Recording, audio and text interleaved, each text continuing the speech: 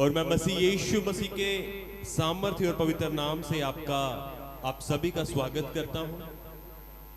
जितने मसीह यीशु से प्यार करते हैं वो जोर से ताली लगाएं। यस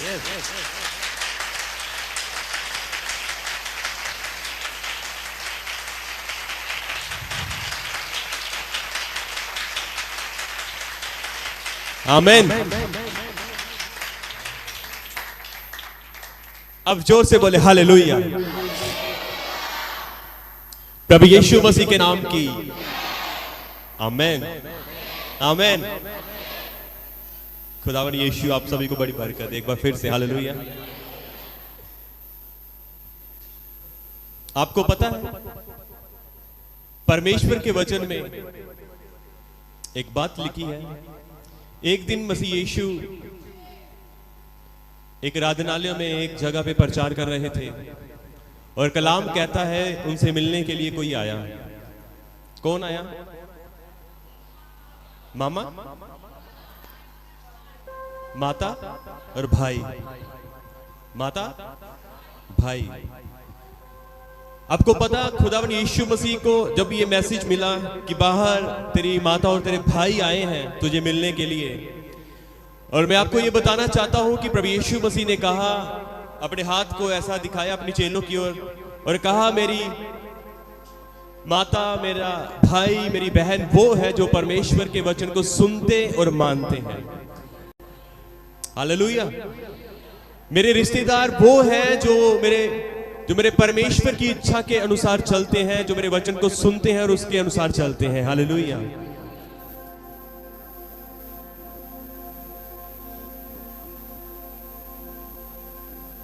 कई बार हम कहते हैं कि यीशु हमारा पिता है, यीशु हमारा दोस्त है, पर यीशु मसीह ने साफ ये कहा है तुम भाई मुझे तब कह सकते हो अगर तुम मेरे वचन को सुनते और उसके अनुसार चलते हो। कितने समझे इस बात को? हालेलुया। वरना आपका भाई कहना, पिता कहना सब व्यर्थ है। Praise hallelujah hallelujah. सो वो बातें सब कहना व्यर्थ है यदि आप उसके कहने को मानते नहीं हो, उसके अनुसार चलते ही नहीं हो, तो ये बातें कहना व्यर्थ है। और मैं आपको ये कह देता, यीशु ने ये कहा है कि वो ही मेरा भाई, मेरी माँ है, मेरी बहन है, मेरा दोस्त है, मेरा मित्र है, जो मेरे वचन को सुनता है और उसके अनुसार चलता है। आमीन। यस, बोले जोर से, बोले आमीन आमीन। कितने तैयार हैं आज के वचन को सुनने के? कितने तैयार हैं आज उसके अनुसार चलने के लिए? सुनने के लिए तो हम सब यहां पर बैठे हैं, पर चलने के लिए कितने तैयार हैं? हालेलुया। चलने के लिए कितने तैयार हैं? हालेलुया। बोले यीशु मसीह के नाम की, यीशु मसीह के नाम की हालेलुया। आज मैं आपके लिए एक विषय लेकर आया हूं। आप मुझे बताएं, आप में से कितने ऐसे हैं जिन्होंने कि लास्ट आपने कब फास्टिंग की थी? आप बताएं, लास्ट कब आपने उपवास रखा था? लास्ट आपने कब? Last week. कितने ऐसे हैं जो वीकली उपवास रखते हैं, हफ्ते में उपवास रखते हैं? आज हम उपवास और प्रार्थना के विषय में बात करेंगे। कितने तैयार हैं इसको सुनने के लिए? कितने तैयार हैं इसको समझने के लिए? कितने तैयार हैं इसके अनुसार चलने के लिए? Hallelujah hallelujah. मैं विश्वास करता हूं यदि आज के वचन को सुनेंगे और आप आशीष को पाएंगे, और मेरा यह विश्वास है यदि आप इसको सुनेंगे और उसके अनुसार करोगे, यदि आप करोगे उसके अनुसार, तो आप अपने जीवन में बड़ी बड़ी गवाहियों को देखेंगे, आप अपने जीवन में रिहाई को देखेंगे, आप अपने जीवन में एक बड़े छुटकारे को देखेंगे। हालेलुया। और आप अपने जीवन में एक बड़े आनंद और एक बड़ी शांति को पाओगे। हालेलुया। फास्टिंग कैसे रखें? फास्टिंग कुछ विषय है। फास्टिंग क्या है और फास्टिंग रखने से क्या होता है? आमीन। फास्टिंग कैसे रखें और फास्टिंग क्या है, आइए हम आगे देखेंगे। आइए आप सबसे पहले काम करें, जल्दी से आप एक काम करें, मत्ती की किताब खोल लें, उसका 17 अध्याय। आप इस बात को समझें, आपको पता है जो उधार है वो फ्री है। कितने इस बात को जानते हैं? कितने जानते हैं इस बात को? उधार मतलब मुक्ति, छुटकारा। जो उधार है, कलाम कहता है वो फ्री है। उधार के लिए, मुक्ति के लिए, छुटकारे के लिए आपने कोई कुछ पे नहीं किया। परमेश्वर का वचन कहता है यदि तुम उसके ऊपर विश्वास करोगे तो तुम उधार को प्राप्त करोगे। कितने समझे इस बात को? यदि तुम उसके ऊपर विश्वास करोगे, विश्वास किसके ऊपर? मसीह यीशु के ऊपर। किस बात का विश्वास करोगे? कि यीशु मसीह ने हमारे लिए कोड़े खाए, यीशु मसीह ने हमारे लिए अपना लहू बहा दिया, यीशु मसीह हमारे लिए मारे गए, यीशु मसीह हमारे लिए गाड़े गए, यीशु मसीह हमारे लिए तीसरे दिन फिर से मुर्दों में से जी उठे। ये विश्वास है कि यीशु मसीह ने हमारे लिए, मेरे लिए अपना बेशकीमती और पवित्र और सामर्थी लहू हम सब के लिए बहा दिया है। विश्वास ये है। और परमेश्वर का वचन कहता है, प्रेरितों के काम में लिखा है, यदि तुम मसीह के ऊपर विश्वास करते हो तो तुम उद्धार को प्राप्त करोगे। आमीन। कितने समझे इस बात को? अगर आपको समझ आ जाए तो आप जोर से ताली लगा सकते हो, ताकि मुझे समझ आ जाए कि आपको समझ आ चुका है। हालेलुया। समझे इस बात को? यदि आपको समझ आ जाए तो आप जोर से हालेलुया कह सकते हो, ताकि मुझे ये समझ आ जाए कि आपको समझ लग चुकी है। कितने समझे इस बात को? ये समझे आप? हालेलुया। तो क्या कहना है? क्या कहना है? यस, वो ब्रदर जो चेयर के ऊपर बैठे हैं वो कह रहे हैं हालेलुया कहना है। हालेलुया। और क्या करना है? ताली बजानी है, ताकि मुझे ये समझ आ जाए कि आप समझ चुके हो। आमीन। हालेलुया। सुने, फिर से मैं कहता हूं, उधार के लिए आपने कुछ भी पे नहीं किया, आपने कोई पैसा नहीं दिया, आपने कोई लहू नहीं बहाया, आपने कुछ भी नहीं किया, आपने कोई कोड़े नहीं खाए। हालेलुया। कलाम कहता है अगर तू विश्वास करेगा, यदि तू विश्वास करेगा, तू और तेरा घराना उधार पाएगा। आपको मालूम, तू और तेरा घराना उधार पाएगा। हालेलुया। मतलब यहां पर वचन कहता है तुम भी उधार पाओगे और तुम्हारा घराना भी उधार पाएगा। जिसके लिए तूने कुछ पे नहीं किया, केवल तूने एक काम किया, वो है विश्वास, वो है अंगीकार। हालेलुया। जब हम अंगीकार करते हैं, जब हम विश्वास करते हैं, तो कलाम कहता है कि तुमने उधार पा लिया है। उसके लिए तुमने कुछ भी पे नहीं किया, कुछ भी तूने खर्च नहीं किया, तूने कुछ भी नहीं किया। तुमने चर्च आने की, तुमने चर्च में आकर अंगीकार नहीं किया। यदि आप अपने घर में बैठे हो, यदि कलाम कहता है, पौल ने जिसको कहा वो जेल थी, जेल के अंदर एक व्यक्ति था जो अपने आप को मारने वाला था, और उसने कहा मैं उधार पाने के लिए, मुक्ति के लिए मैं क्या करूं? उसने कहा तू विश्वास कर, तू तेरा घराना उधार पाएगा। आमीन। हालेलुया। उधार पाने के लिए आपने कुछ पे नहीं किया, पर कुछ ऐसी बातें हैं जिसके लिए अब हमें पे करना होगा। पे, मैं ये नहीं कहता कि तुम पैसा दो, यहां पर पैसे की बात नहीं हो रही। हालेलुया। हालेलुया। जोर से बोले हालेलुया।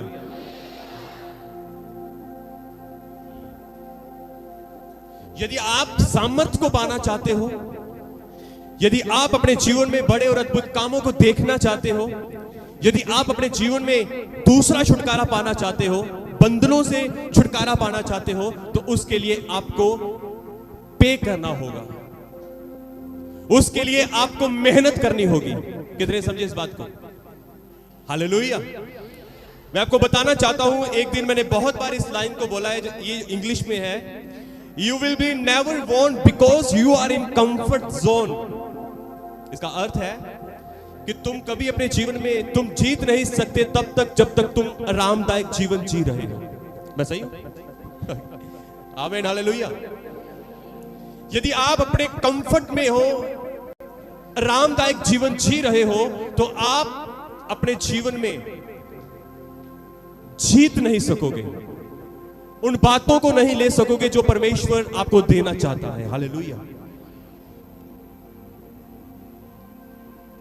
यहां पर मैंने कहा कि हम फास्टिंग की बात करेंगे, उपवास और प्रार्थना के विषय में आज हम चर्चा करेंगे। कितनों को समझ आ रहा है? समझ आता पे? समझ आ रहे हैं ना? ओके। उद्धार आपके लिए फ्री है, पर सामर्थ पाने के लिए, बंधनों को तोड़ने के लिए आपको पे करना होगा। कितने तैयार हैं उस पे करने के लिए? सर, मैं आपको गूगल पे करने के लिए नहीं कह रहा, मैं आपको फोन पे करने के लिए नहीं कह रहा। आप इस बात को समझे। आप कुछ लोगों ने अपना हाथ उठाया ही नहीं। अब यार ये तो ये अपना QR कोड आगे निकालेंगे और बोलेंगे यहां पर पे करो, पे। समझे आप? सर नहीं, फोन पे नहीं करना आपने गूगल पे भी नहीं करना। हालेलुया।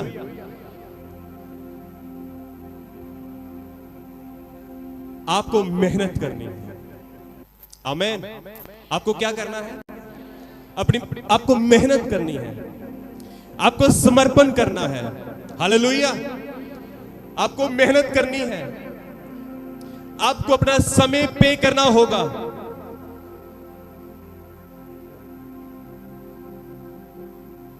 सुने ध्यान से।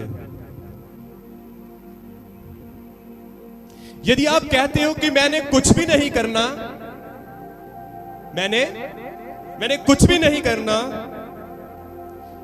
मुझे कुछ भी ना करना पड़े और आपका काम हो जाए, तो मेरे प्रियजनों, ये सब व्यर्थ है। आप एक भ्रम में और एक झूठ में जी रहे हो। यदि आप कहते हो कि मुझे कुछ ना करना पड़े, मेरे काम अपने आप हो जाए, तो ये नहीं हो सकता आपके लिए। ये आपके लिए नहीं हो सकता। आपको उठना होगा, आपको कुछ काम करना होगा, और वो काम क्या है? वो है प्रार्थना और उपवास। दो बातें। वो क्या है?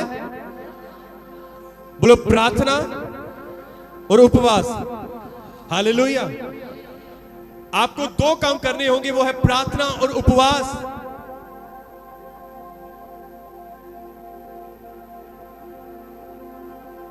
इसलिए आप तब तक जयवंत नहीं हो सकते, तब तक आप अपने जीवन के उन लड़ाइयों को जीत नहीं सकते, जब तक आप एक कंफर्ट जोन में, आरामदायक जीवन में जी रहे हो।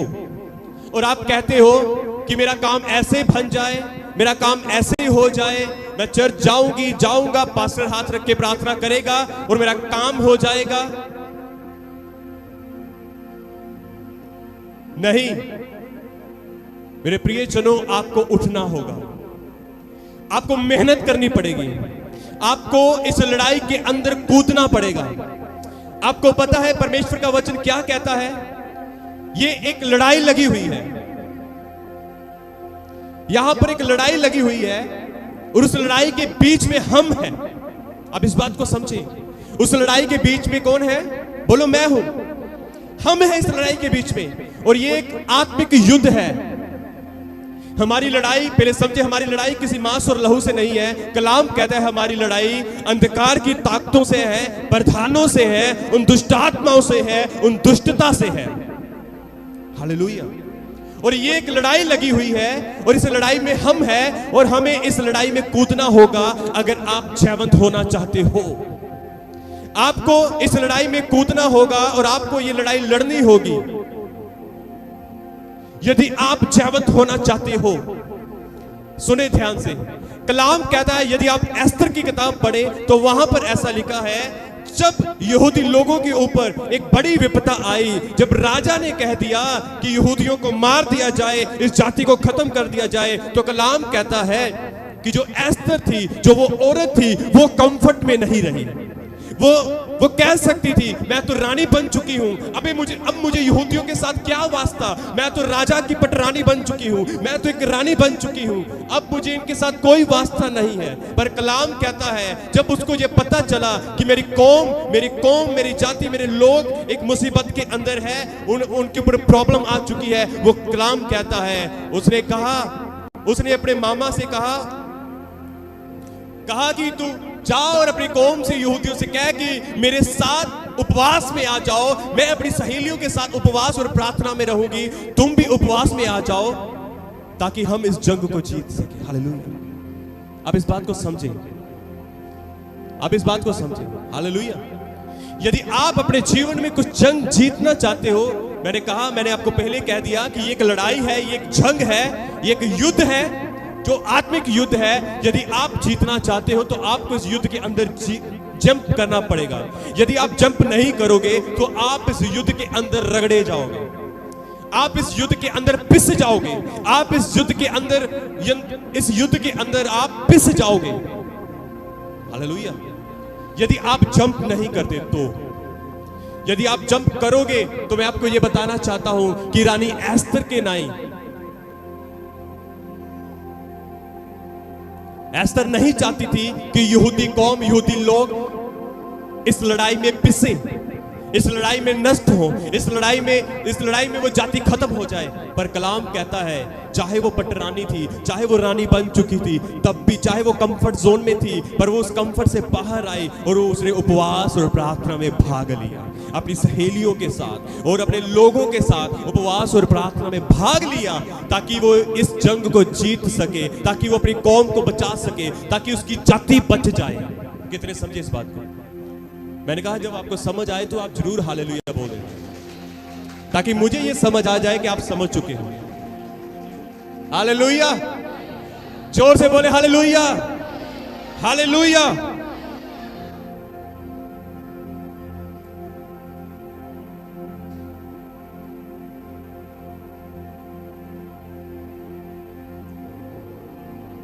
आज बहुत सारे लोग अपने बंधनों में पड़े हैं, अपनी समस्याओं में पड़े हैं, क्योंकि उनका जीवन कोई प्रार्थना वाला जीवन नहीं है, उनका जीवन कोई फास्टिंग वाला जीवन नहीं है। आप इस बात को समझे गहराई से,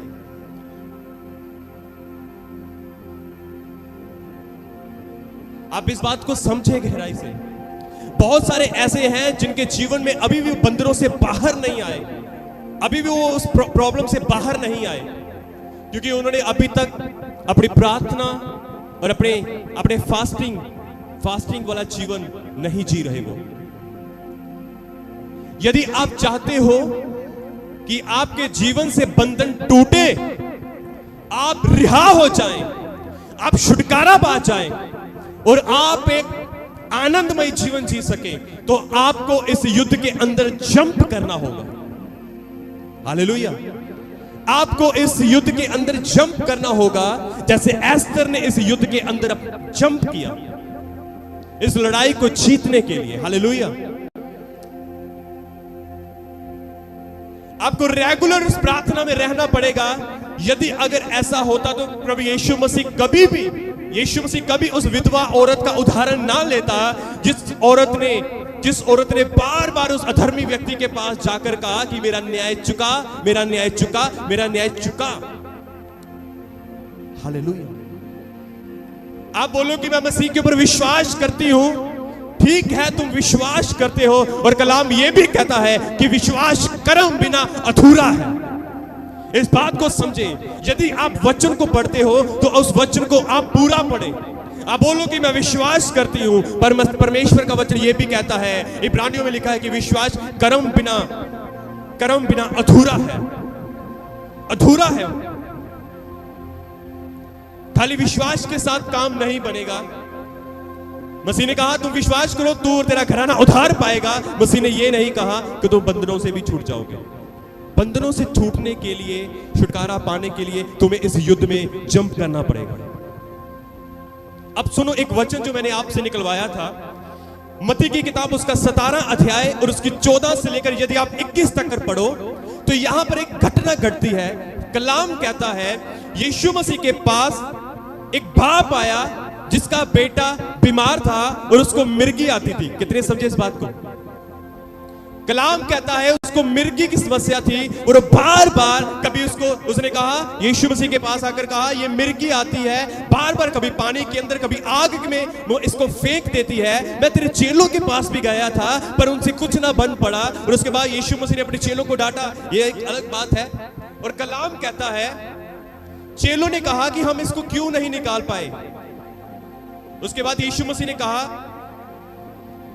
क्या कहा? तुम्हारे अधूरे विश्वास के कारण, तुम्हारे विश्वास की घटी के कारण। अब सुनो आगे, यहां तक समझ आया? तुम्हारे विश्वास की घटी के कारण। और उसके बाद यीशु मसीह ने कहा, यदि तुम्हारा विश्वास राई के दाने के बराबर है, तुम इस पहाड़ से कहो तो यहां से सरकेगा और वह सरक जाएगा, वो हट जाएगा, वो तुम्हारे लिए कुछ भी काम असंभव ना होगा। अब 21 को पढ़े, बड़े 21 के ऊपर वाले को पढ़े, 21 के ऊपर वाले, 20 को पढ़े पहले, 20 को जल्दी, वाच जल्दी जल्दी जल्दी।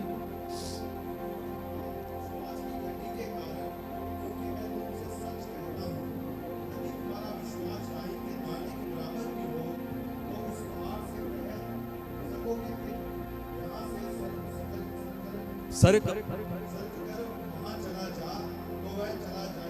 आगे, कोई बात तुम्हारे लिए अनहोनी ना होगी। यहां पर एक विश्वास की बात कही है। और आगे 21 में क्या लिखा? नो नो नो नो 21 सुने, यहां पर आगे देखें। यहां पर जब यीशु मसीह विश्वास के विषय में वो कह चुके, पर 21 में लिखा पर। ध्यान से पढ़े, क्या लिखा? बोलो पर, जोर से बोलो पर, मिलके बोलो पर। अभी भी सबने नहीं बोला, बोलो पर। आगे वाली आयत को बाद में पढ़े, पर देखें विश्वास के बाद यीशु मसीह ने क्या कहा? पर। क्या कहा? क्या कहा? सब मिलके बोले पर। आगे लिखा, पर यह जाति बिना प्रार्थना और उपवास के नहीं निकलती। अब इस बात को समझे, हालेलुया। तुम विश्वास करते हो तुम उद्धार पाओगे, तुम विश्वास करते हो होगा, पर यह जाति बिना प्रार्थना और उपवास के नहीं निकलती। ये दुष्ट आत्माओं के विषय में कह रहा है यहां पर यीशु मसीह। एक दुष्ट आत्मा का बंधन था उसके जीवन में, उस व्यक्ति के जीवन में, उस बेटे के जीवन में एक दुष्ट आत्मा का बंधन था।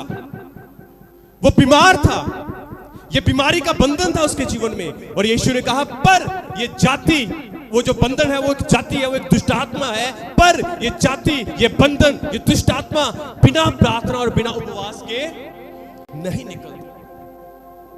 इसका अर्थ यह है कि हमें, अगर हम विश्वास करते हैं ठीक है, पर विश्वास के साथ हमें कर्म भी करना है, वो है प्रार्थना और उपवास। बोलो प्रार्थना और उपवास। बोले हालेलुया, जोर से बोले हालेलुया, हालेलुया। यदि आप चाहते हो कि आपके जीवन से यह बंधन टूट जाए, तो आपको इसके अंदर जंप करना पड़ेगा और आपको उपवास और प्रार्थना में आना पड़ेगा। यदि आप चाहते हो कि आपके जीवन से ये दुष्ट आत्माओं के अटैक खत्म हो जाए, तो आपको यीशु मसीह ये डायरेक्ट कहते हैं, यीशु मसीह ये डायरेक्ट आपको कहते हैं, आपको उपवास और प्रार्थना भी करनी पड़ेगी। यदि आप चाहते हो कि आपके जीवन से कर्जों के बंधन टूट जाए, तो आपको उपवास और प्रार्थना भी करनी पड़ेगी। यदि आप चाहते हो कि परमेश्वर आपको आपके जीवन से जो सदियों का बंधन है, अगर आपके जीवन में अभी कोई संतान की आशीष नहीं है, तो आप प्रार्थना और उपवास, खुदावंद यीशु ने ये डायरेक्ट आपसे कहा है, इस बात को समझे। यीशु मसीह ने कहा है, पर प्रार्थना और उपवास के बिना ये जाति नहीं निकलती। यदि आप अपने जीवन में एक लंबा स्ट्रगल कर रहे हो, लंबी यात्रा में हो, स्ट्रगल में हो, अगर वो टूट नहीं रहा, अगर वो खत्म नहीं हो रहा, तो इसका अर्थ ये है कि ये एक बंधन है, ये एक दुष्ट आत्मा का काम है, जिससे छुटकारा पाना हमें बहुत जरूरी है। कितने समझे इस बात को? कितने समझे इस बात को? इससे हमें छुटकारा पाना बहुत जरूरी है। यदि कोई कर्ज आपको आपके परिवार से फॉलो कर रहा है, यदि कोई समस्या आपको फॉलो कर रही है, यदि बाप दादों से शुगर है और आपको भी आगे शुगर है, तो ये जानो कि ये कर्ज है जो दुष्ट आत्माओं से लगा है। इस कर्ज से छुटकारा पाने के लिए आपको उपवास और प्रार्थना में आना पड़ेगा। मैंने पहले ही कह दिया कि ये एक लड़ाई है जिसके अंदर हमें कूदना पड़ेगा। ये एक लड़ाई है, यदि तुम उस लड़ाई को नहीं लड़ते तो तुम उस लड़ाई में पिस जाओगे। कितने समझे इस बात को? यदि तुम इस लड़ाई को नहीं लड़ते तो तुम क्या करोगे? तुम क्या हो जाओगे? पिस जाओगे। पिसने से अच्छा है कि तुम लड़ाई में कूदो और उस लड़ाई को लड़ो, उस लड़ाई को लड़ो और उस लड़ाई में जयवंत हो जाओ। आमीन।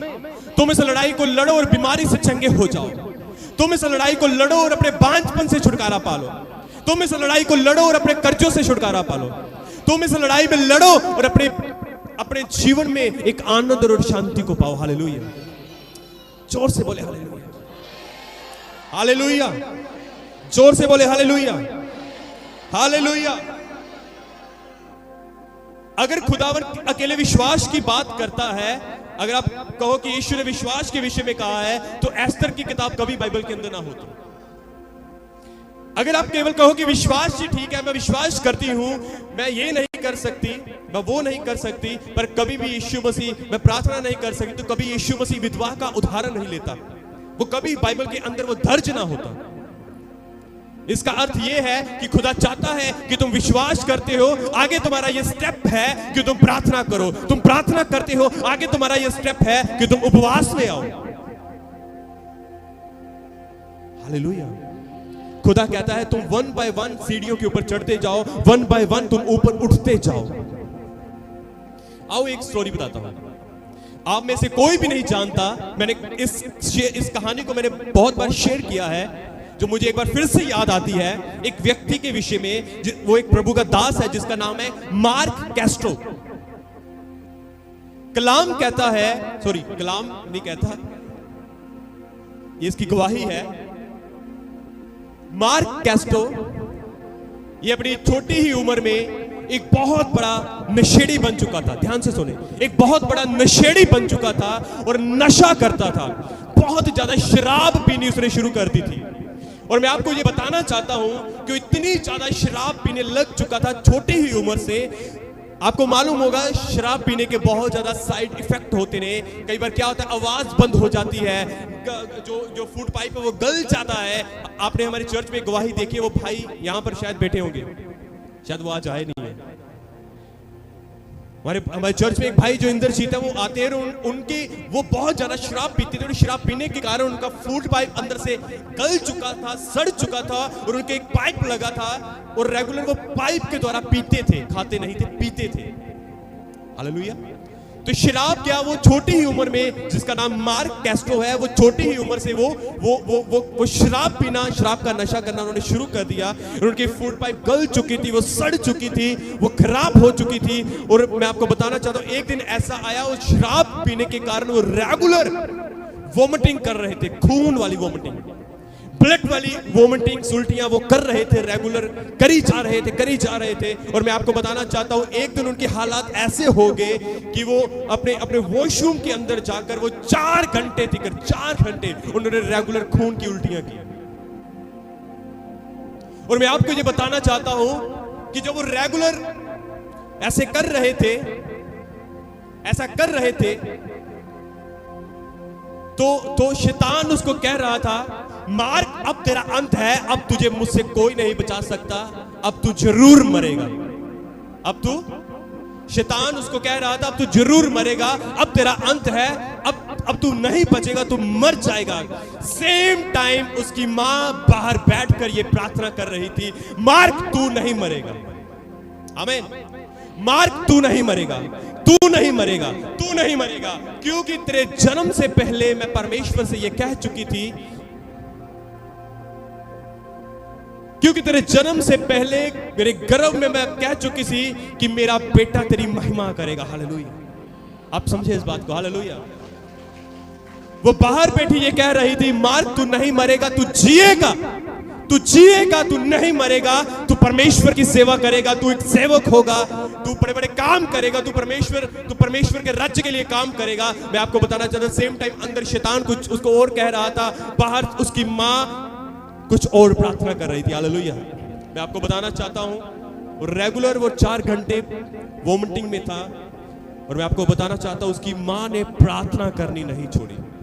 उसकी माँ ने ये कहना नहीं छोड़ा कि तू परमेश्वर की सेवा करेगा, तू परमेश्वर का काम करेगा, परमेश्वर तुझे जीवित रखेगा, तू नहीं मरेगा, तू नहीं मरेगा, तू नहीं मरेगा, तू खुदा के लिए जिएगा, तू खुदा के लिए काम करेगा। हालेलुया।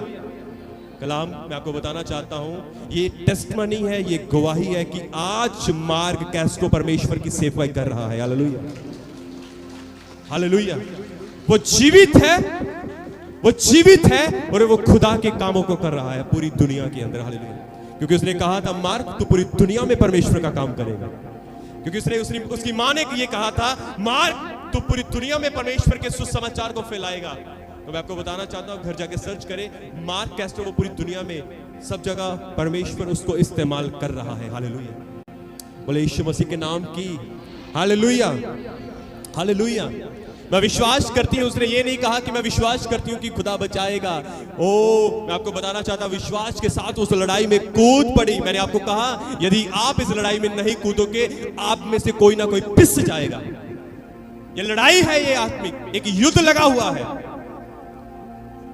अगर वो औरत उस लड़ाई में, उसकी मां, मार्क की मां अगर उस लड़ाई में नहीं कूदती, तो उसका बेटा उस लड़ाई में पिस जाता, वो मर जाता। Hallelujah, hallelujah. बाइबल कहती है, राजा, यदि परमेश्वर के वचन में आप पढ़ो तो एक राजा यशायाह नबी की किताब यदि आप पढ़ो तो वहां पर ऐसा लिखा है, राजा हिजकिय्याह था जिसको परमेश्वर ने कह दिया तू मरने वाला है, अपने अपने अपने राज्य में तू जो समाचार देना चाहता है, जिसको तू आज्ञा देना चाहता है दे, क्योंकि तू मरने पर है। कलाम कहता है, राजा हिजकिय्याह उठा और उसने दीवार की तरफ मुंह करके उसने प्रार्थना करनी शुरू कर दी। कलाम कहता है, यशायाह नबी उसके आंगन में भी नहीं पहुंचा था, उसको मैसेज मिला, यहोवा का जा, मैंने हिजकिय्याह की दुआ को सुन लिया है, उसको बोल कि तू 15 साल और जिएगा। Hallelujah, hallelujah. आप इस बात को समझो, आप इस बात को समझो कि हमें, यदि आप कहो कि ऐसे अपने आप हो जाएगा, ऐसे नहीं होगा। आपको इस लड़ाई के अंदर कूदना पड़ेगा, आपको इस लड़ाई को लड़ना पड़ेगा, इस लड़ाई को अंदर कूद के जीतना पड़ेगा। हालेलुया। बोले यीशु मसीह के नाम की, यीशु मसीह के नाम की।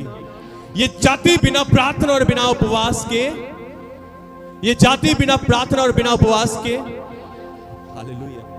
आपकी बीमारी बिना प्रार्थना और बिना उपवास के जाएगी। यदि आपका बेटा प्रार्थना और उपवास करने की हालात में नहीं है, तो मेरे प्रिय जनों, एस्तर की नाई, तुम अपनी कौम के लिए, अपने बच्चों के लिए स्टैंड हो जाओ।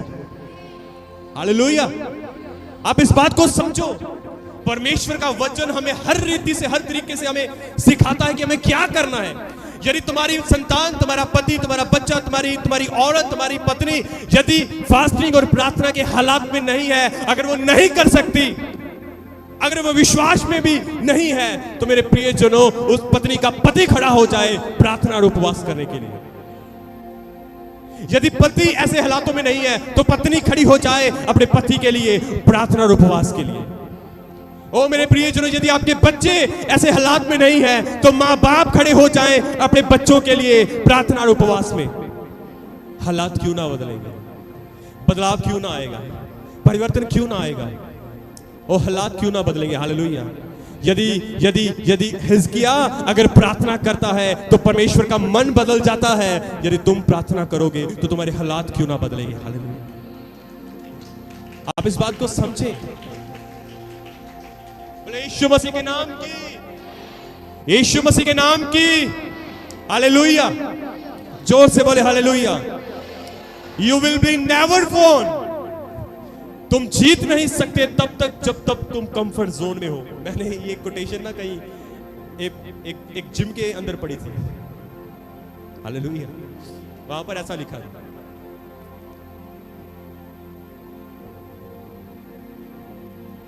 अपने आरामदायक जीवन से बाहर आए। खुदा ने आपको अगर सहूलतें दी हैं तो ये नहीं कि तुम सुस्ती मारो, तुम सुस्ताओ। अगर खुदा ने आपको सहूलतें दी हैं, आपको सहूलत दी है, तो उसको इस्तेमाल करो ना। हालेलुया। कुछ लोगों को एसी दिया है, वो सो रहे हैं। नहीं, एसी इसलिए नहीं दिया कि तुम सो और सुस्ताओ। एसी इसलिए दिया कि ताकि तुम्हें गर्मी ना लगे। अगर तुम 1 घंटे प्रार्थना करते हो, तुम 2 घंटे प्रार्थना करो। सहूलतें इसलिए तुम्हें मिली है ताकि तुम अलग रूम में जाकर प्रार्थना कर सको। परमेश्वर ने आपको माले के ऊपर माला और कमरे के ऊपर कमरा इसलिए दिया ताकि यदि तुम्हारी फैमिली के अंदर आप वहां से निकलो, एक रूम से निकलो और दूसरे खाली रूम में जाओ, ताकि तुम प्रार्थना और उपवास कर सको। आमीन। समझे इस बात को? क्यों खुदा माले के ऊपर माला देता है? हम कभी भी लोगों अपने परिवार के बीच में बैठ के प्रार्थना और उपवास नहीं रख सकते, नहीं कर सकते। हमें एक अलग स्थान चाहिए, इसलिए खुदा ने आपको एक और रूम दिया है। आप इस बात को समझें। यदि आपके घर में 2 रूम है तो 1 रूम खुदा ने आपको प्रार्थना और उपवास करने के लिए दिया है। आमीन। बोलो, यदि आपका परिवार बड़ा है तो खुदा ने आपके माले के ऊपर माला इसलिए दिया है ताकि नीचे वाले माले में आपका परिवार रहे, आप वहां से निकलकर ऊपर वाले माले में जाओ ताकि तुम उपवास और प्रार्थना कर सको। कितने समझे इस बात को? हर एक बात को समझो। खुदा ने आपके जीवन में जो भी दिया है उसके पीछे कोई ना कोई मकसद जरूर है। आमीन। उसके पीछे एक मकसद है ताकि तुम प्रार्थना और उपवास में अपना जीवन व्यतीत कर सको। हालेलुया। ताकि तुम अपने पड़ोसी के लिए खड़े हो सको, ताकि यदि आपके घर में कोई कमजोर है तुम उसके लिए खड़े हो सको। कितने समझे इसमें?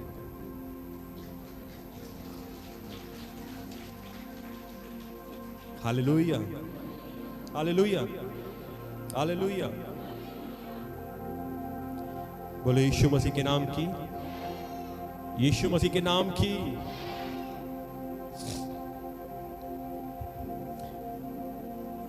यदि आप दूसरा इतिहास खोलेंगे, आप सबने बहुत बार पढ़ा है, उसका 20 अध्याय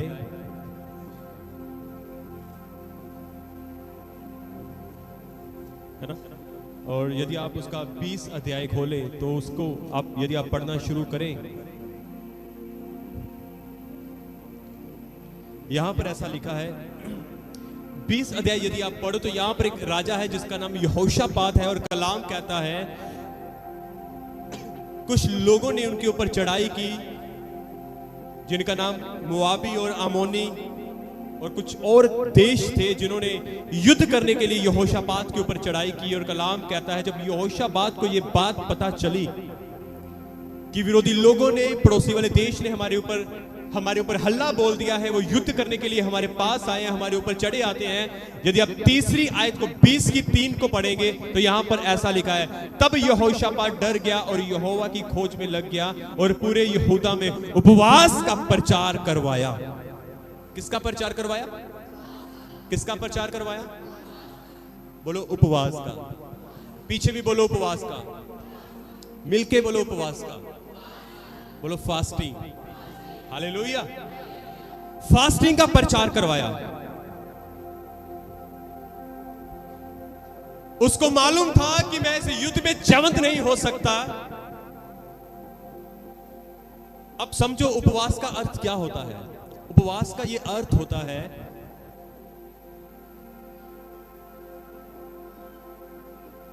संसार के साथ मित्रता छोड़कर, संसार के साथ बैठना छोड़कर, संसार से अलग होकर परमेश्वर के साथ जुड़ना। आमीन। उपवास आपको परमेश्वर के नजदीक लेकर जाएगा। कितने समझे? उपवास आपको क्या करेगा? वो परमेश्वर के साथ जोड़ेगा। ऊपर उपवास आपको संसारिक बातों से, संसारिक चीजों से, संसारिक कामों से, संसारिक सब उन लोगों से अलग करेगा और परमेश्वर के पास लेकर जाएगा। परमेश्वर के साथ संगति करने को हम कहते हैं उपवास। संसार से अलग होने को हम कहते हैं उपवास। हालेलुया।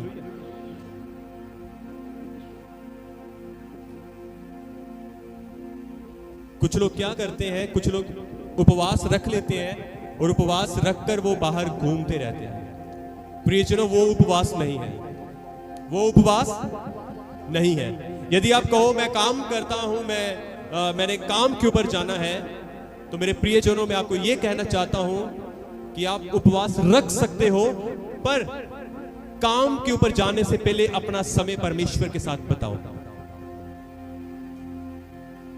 हालेलुया। आप सब यहीं पर हो? जोर से बोलो हालेलुया, जोर से बोलो हालेलुया। बोले यीशु मसीह के नाम की। यदि आप कहो कि मैं काम के ऊपर जाता हूं, मेरी जॉब है, मेरा बिजनेस है, मैंने वहां पर जाना है, तो मेरे प्रियजनों, आप अपने काम के ऊपर जाने से पहले 2 घंटे उसके साथ बिता कर जाओ। हालेलुया। ये नहीं कि आपने उपवास रख लिया, उसके बाद आप बाहर घूमो फिरो, और जब उसके बाद आप दोपहर को वापस आओ, प्रभु मैं धन्यवाद करता हूं आपने मेरी उपवास में मदद की है। तो वो उपवास नहीं है, वो केवल और केवल एक नाम का उपवास कह लो। आप ये कह लो कि आप डाइटिंग के ऊपर हो, आपका भार थोड़ा जो पार है वो हल्का हो जाएगा। हालेलुया। वो उपवास नहीं है। उपवास परमेश्वर के साथ बैठना है। उपवास पर दुनियावी चीजों से अलग रहना है, दुनियावी बातों से, दुनियावी संगति से अलग रहना है।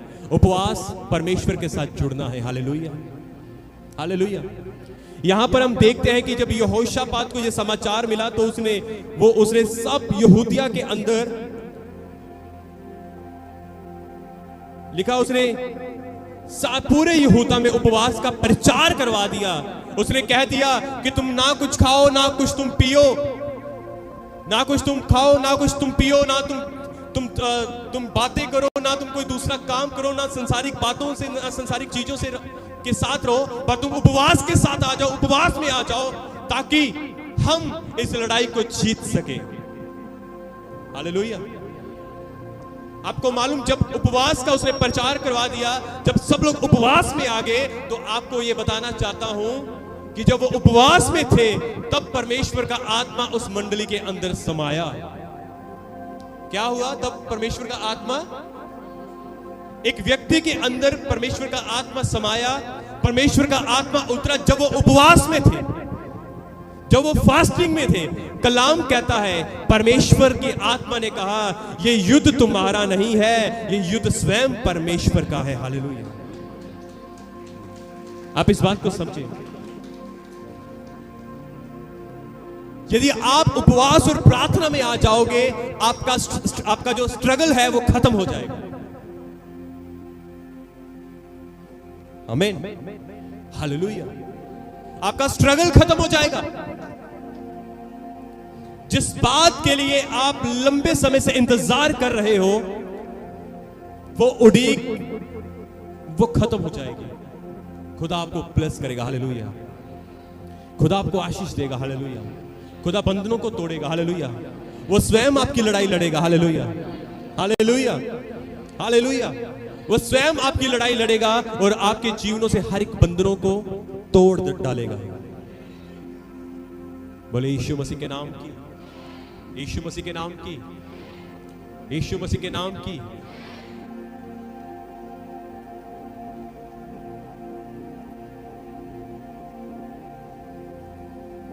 उपवास आपको परमेश्वर के साथ जोड़ेगा। और मैं आपको यह बताना चाहता हूं कि जब आप उपवास करोगे, जब आप उपवास और प्रार्थना के साथ चलोगे, मैं आपको बताना चाहता हूं, अनआज्ञाकारिता वाले बंधन टूटेंगे। अनआज्ञाकारिता वाले, समझते हो? अनआज्ञाकारिता, वो बंधन टूटेंगे, वो घमंड टूटेगा। मैं आपको कहना चाहता हूं, आप वो नम्र हो जाएंगे। हालेलुया। वो दीन हो जाएंगे, हालात बदलेंगे और परमेश्वर बड़े बड़े काम खुदा करेगा। हालेलुया। चलिए हम ये भी सीख लेते हैं। आप निकाले योना की किताब,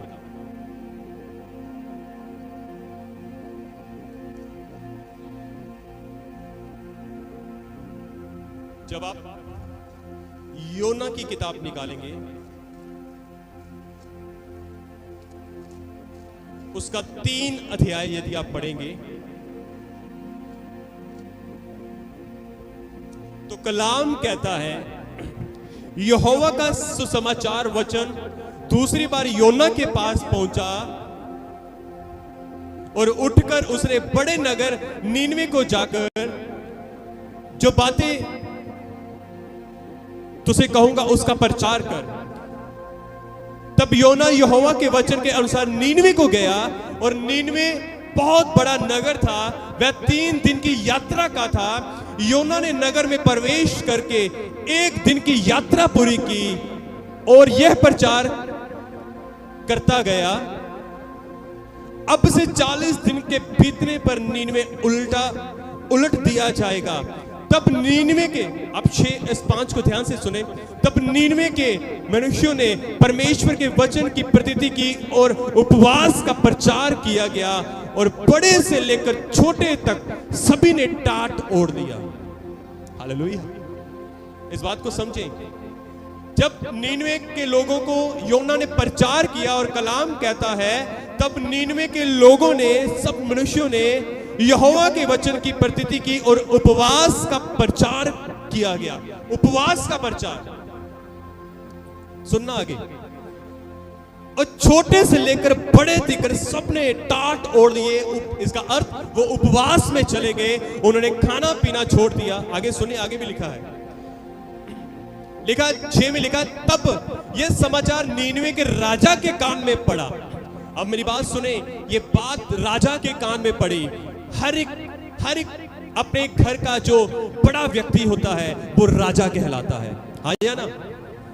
हर एक घर का जो बड़ा व्यक्ति होता है वो अपने घर का राजा कहलाता है। अब ध्यान से सुने, यहां पर राजा के कान में इस वचन पड़ा। मतलब आपके घर में जो बड़ा है, यदि आप अपने घर में बड़े हो तो आज खुदा ये कहता है, ये समझे इस बात को, खुदा ये कहता है, ये आपके कान में आज ये समाचार आपके पास पहुंचा है। और कलाम कहता है उस राजा ने, जब उसके कान में ये सुसमाचार पहुंचा, लिखा, और उसने सिंहासन पर से उठा, अपने राज्य वस्त्र उतार कर टाट ओढ़ लिया और राख पर बैठ गया। और साथ में लिखा, और राजा ने प्रधानों से सहमति लेकर नीनवे में इस आज्ञा का डिंडोरा पिटवाया।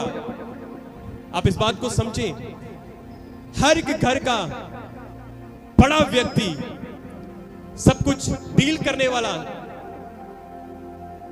वो व्यक्ति अपने घर में इस बात का उसको अधिकार है कि वो इस बात का प्रचार करे कि तुम्हारे घर के लोग उपवास और प्रार्थना में आए। आपके पास अधिकार है कि आप अपने बच्चों को बोलो प्रार्थना और उपवास करें, अपनी पत्नी को बोलो प्रार्थना और उपवास करें।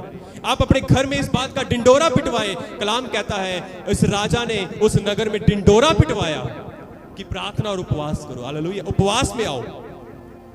और आगे लिखा, क्या मनुष्य, क्या भेड़ बकरियां गायें अन्य पशु कोई भी कुछ ना खाए, वह ना खाए ना वह पानी पिए। और कलाम कहता है 8 में लिखा, मनुष्य और पशु दोनों टाट ओढ़े परमेश्वर की दुहाई चिल्ला चिल्ला कर दें और अपने कुकर्म से फिरे और उस उपद्रव से जो वह करते थे पश्चाताप करें। और 9 को पढ़ेंगे, यहां पर लिखा संभव है परमेश्वर दया करें। ओके, 10 को पढ़े, यहां पर लिखा है, जब परमेश्वर ने देखा कि उन्होंने उपवास का प्रचार कराया और उन्होंने उपवास किया, और कलाम कहता है परमेश्वर ने उनके कामों को देखा कि वह कुकर्म कुमार्ग से फिर रहे हैं, तब परमेश्वर ने अपनी इच्छा बदल दी। हालेलुया, जोर से बोले हालेलुया, जोर से बोले हालेलुया। यहां पर हम देखते हैं कि हालात कैसे बदलते हैं। जब राजा ने प्रचार करवाया तो परमेश्वर ने देखा कि ये लोग बदल रहे हैं। हालेलुया, तो परमेश्वर ने भी अपनी इच्छा बदल दी। आमीन। यदि आप उपवास और प्रार्थना करोगे, इस बात को जाने कि परमेश्वर अपनी इच्छा को बदल सकता है। आमीन। परमेश्वर आपके प्रति अपनी इच्छा को बदल सकता है। यदि आप उपवास और प्रार्थना करोगे तो आपके घर के हालात बदल जाएंगे। आपके घर के हर एक बड़े ओहदेदार को, एक व्यक्ति को अधिकार है कि अपने घर में उपवास का डिंडोरा पिटवाए। आपके पास अधिकार है कि आप अपने बच्चों को एक दिन लेकर, चाहे हफ्ते में चाहे 10 दिन में एक बार, आप अपने बच्चों के साथ बैठे और उपवास और प्रार्थना करें। आप उनको लेकर जाएं। जब आप उपवास और प्रार्थना में जाओगे, मैं आपको बताना चाहता हूं, आपके हालात बदलते जाएंगे। मैं आपको ये कहना चाहता हूं, आपको ये कहना चाहता हूं कि आप नम्र होते जाएंगे, आप दीन होते जाएंगे, अनाज्ञाकारिता वाली दुष्ट आत्माएं निकलती जाएंगी, आपके बच्चे आज्ञाकार होना शुरू हो जाएंगे। हालेलुया! कितने समझे इस बात को? आपके जीवन से बीमारियों के बंधन टूटते जाएंगे, कलेश के बंधन टूटते जाएंगे, दुष्ट आत्माओं के बंधन टूटते जाएंगे, लड़ाइयों के, कर्जों के बंधन टूटते जाएंगे, और आपके घर में छुटकारा, रिहाई और आशीष आती जाएगी। हालेलुया! सब बोले हालेलुया! बोले यीशु मसीह के नाम की हालेलुया! जब आप उपवास और प्रार्थना में आओगे, मैंने आपको जैसे पहले भी कहा, यदि आपके घर में कोई ऐसे हालात में नहीं है, तो आप गैप में खड़े होकर उनके लिए प्रार्थना और उपवास करो। खुदा चाहता है कि तुम दूसरों के लिए उन्नति का कारण बनो। खुदा चाहता है कि तुम गैप के ऊपर खड़े होकर दूसरों के लिए प्रार्थना करो। हालेलुया! जोर से बोले हालेलुया! यीशु मसीह के नाम की, यीशु मसीह के नाम की हालेलुया! हालेलुया! खुदावंद यीशु मसीह आप सभी को बड़ी बरकत, बड़ी आशीष दे।